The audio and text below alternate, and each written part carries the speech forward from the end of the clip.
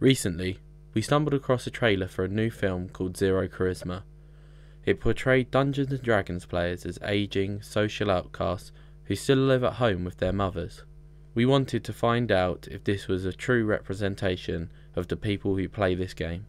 To help us in our search for a realistic image of tabletop role players, we asked local dungeon master Connor to share his insight. This is what we found out. Well, I think it started sort of when I was probably about 10 years ago now. One Christmas, Dad brought down all his old stuff from the loft when we were finding Christmas decorations. I was like, do you want to have a game? I was like, yeah, all right, fine. So we played, and I got completely hooked on it. As you can tell by sort of everything laid out here, that I've spent a lot of time playing the game since. People come along for a couple of games and go, yeah, actually it's not my thing. Others, like myself, get hooked on it. It's like, right, well, when's the next game? And you play campaigns that can last months, years sometimes, with the same characters. So it takes a lot of time up playing the game, making characters. Sort of in between sessions, you're working on your characters, developing stories. It just takes quite a lot of time up, to be honest. I think you could probably say it's an addiction for some. Those that sort of completely lose themselves to the game. I myself can step back from it at the end and go, okay, cool, right, let's get back on with everything else. But then it's still a hobby and takes a lot of time up, so you could probably say it is an addiction. Depends if it's sort of the first adventure in a campaign, it's normally a couple of hours to actually write everything and sort out characters for the grand story, but if I'm honest, some of the adventures are just on the fly. Because I'll have a plan, I've got a start point, a plot, and where I want them to get in the end. But when the characters get going, they really just do what they want. Like the other day I had an adventure where I wanted them to go from one place to another place to find some information in the library. They stole a boat, they killed the entire crew, went upriver and started selling what was on the boat for profit. So you can't really plan an adventure, it's more of you plan what you want to happen and hope the characters decide they're going to go along with it. Because if you get some angry characters go, do you know what, today we're going to do this, you just got no hope of sticking to your plot. And the dwarfs go, right, so you're attacking thin air around you, well done. Do you want to move up first or are you just going to swing your action? Longest adventure planning was probably the finale of the last campaign I did, where I was trying to tie in two separate groups of adventurers, one being run by myself and one by one of my friends. Guys, we returned to the story after our little break. We've got one of our heroes laid slain by the mighty wolf. We've got our Sir Knight, Lawrence.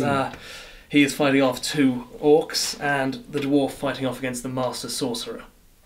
Right, it's Sir Knight's turn, so... Okay, so I'll attack this one. Into one sort of giant fight through this realm of shadow to try and save their world. It's very, very cliche, epic sort of thing. This group of characters start fighting their way together, meet up in this huge sort of old mausoleum place, and start fighting against these shadow beings until inevitably each one of them died. We say farewell to a fallen comrade. And that's how I ended it, with them all dying. And they were like, well, that was an ending, I guess. Like, yep.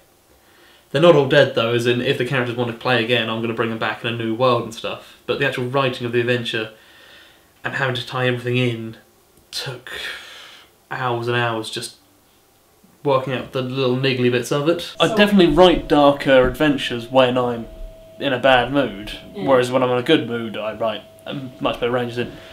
Also, I'm less kind to the players, because the DM system isn't a fair thing, as in... I can roll my dice behind a shield, the players can't, so I can say, yeah, I got a 20, and yeah, you're dead. Or I can go, I missed.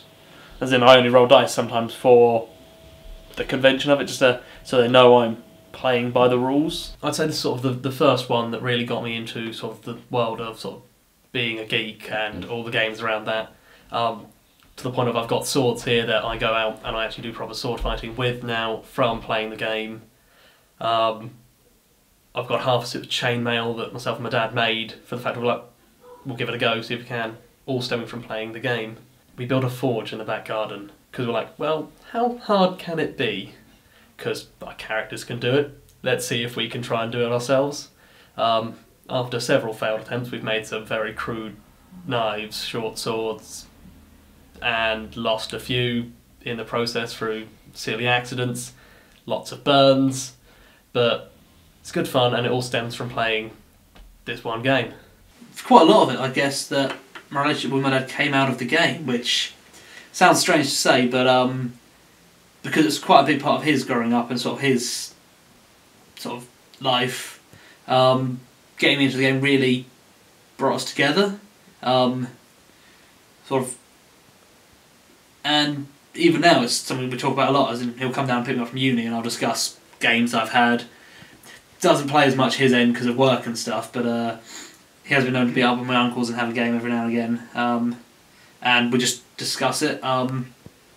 It's a real talking point between us, and it's a really big part of our relationship comes from the game. I see it sort of very much as a therapy, because it works in a way you can see from the game how people react to stuff, and you can sort of judge people's character on either who they're playing, or even with real life people, sort of you can tell, well, that's sort of like that, and that affects things.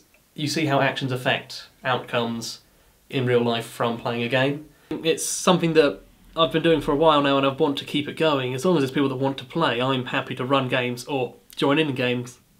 At uni at the moment, it's really getting a lot of people wanting to try it out, so I think it's going to start spreading out again. And sort of we've got a new edition coming out, so it's going to start a new wave of Dungeons and Dragons. So if you feel like having a game, there's always a game around if you look for it. So pick up the dice and have a roll.